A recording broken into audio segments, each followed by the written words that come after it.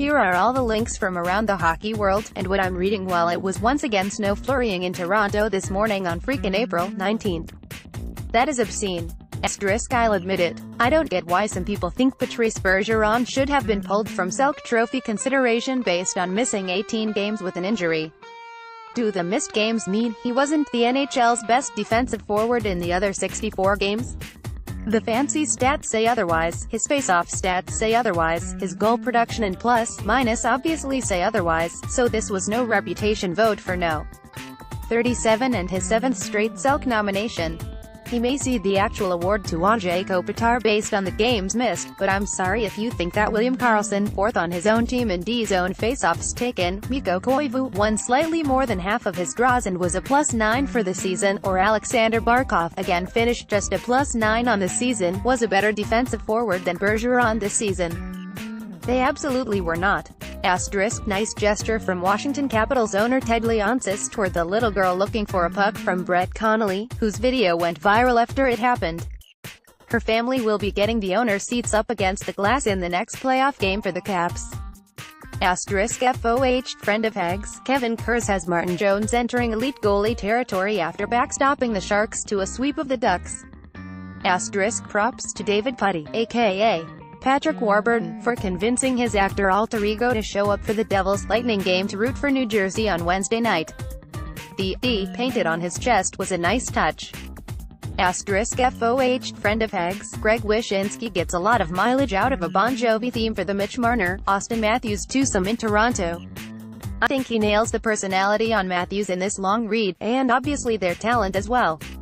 Asterisk, for something completely different, I'm glad to see that Chris Pratt and Anna Faris are getting on with their lives after the divorce. I thought those crazy kids were going to make it. Toronto, it looks like Matt Grzelcyk will be making his return to the Bruins lineup after a one-game absence with a lower body injury. The Bruins rookie D-man took part in an optional skate at the Air Canada Centre for the Black and Gold on Thursday morning, and will be playing provided he gets through the pre-game warm-ups without any hitches. A healthy Grzelcyk will replace Nick Holden in the Bees lineup and give Boston that puck-moving, fast-skating D-man that can be pretty effective counteracting a speedy, aggressive Toronto fourth line that's been pretty good in the series thus far. He's out there, skating, now, so he should be good to go. Obviously, it will be warm-ups and a game-time decision, but I anticipate he'll go in, said Bruce Cassidy. He's complemented well by his partner, who is usually Adam McQuaid or Kevin Miller. So you get a duo where he's able to transition the puck very well by himself, and get out of some piles with the D-zone coverage and make a good first pass. He can track down pucks before defenses get set or during a line change. He's good at getting it up the ice, and seeing who is available. He's very low risk generally in his game, and he does some very good things at the ozone blue line to keep plays alive for us. The return of Grzelcyk appears to be the only change to the Bruins lineup ahead of a pivotal Game 4 made a little more intriguing by the NHL's selection of South Boston native Chris Rooney as one of tonight's referees, along with Gord Dwyer. Rooney has always carried the well-worn reputation of a referee that goes extra hard on the Bruins to prove there isn't a bias toward the hometown team, and the Bruins have a 7-9 record over the last 3 seasons in games officiated by Rooney.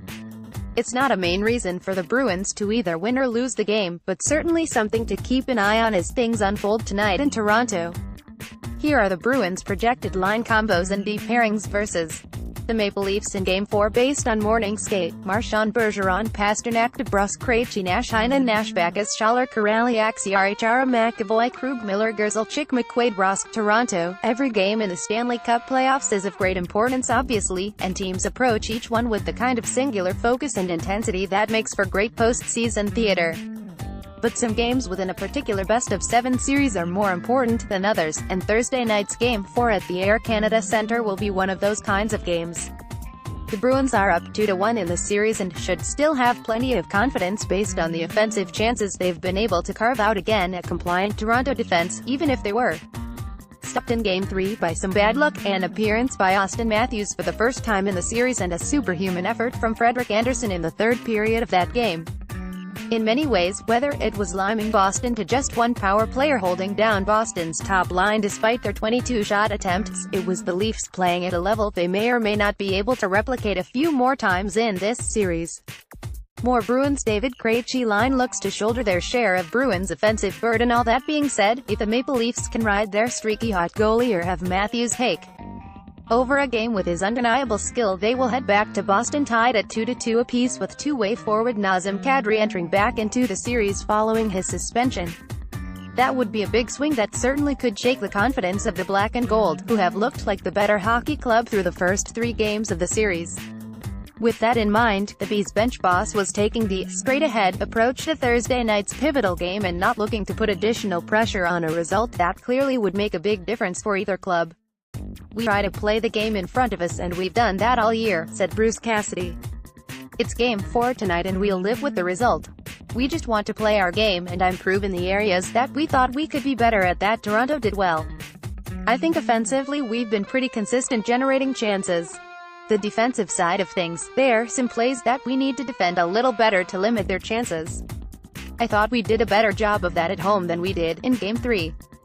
Give them credit, they came home and kind of like us, they had a lot of energy coming out of the gate. So, we need to expect that and match that. It's a much different series if the Bees can once again impose their will on the game, take a decisive 3-1 lead in the series and head back to Boston where they enjoyed 2 blowout victories over Toronto in the first 2 games. The Bruins weren't shying away from the game's importance on Thursday night, or how key it will be to keeping the momentum on their side in the series. More Haggerty. Still hard to envision Bruins losing series to Leafs. There is a big difference and we all know that. At same time, we're approaching this game like we have from the start of the series," said Patrice Bergeron. "It's about giving everything that we have tonight. We know last game was about the way they came out, and in Game 4, we're expecting the same. So hopefully we can handle that better." The best guess here, the Bruins' offense breaks through against a Leafs defense that hasn't been able to effectively stop them. Toronto can't replicate the highly disciplined approach they took in Game 3, and Anderson again becomes a mere mortal that's given up some soft goals in this series. But if Toronto can play at that high level again for a second straight game, well then, it's a whole different looking playoff series that could indeed go the distance as many people predicted at the outset of the 7-game series between Boston and Toronto.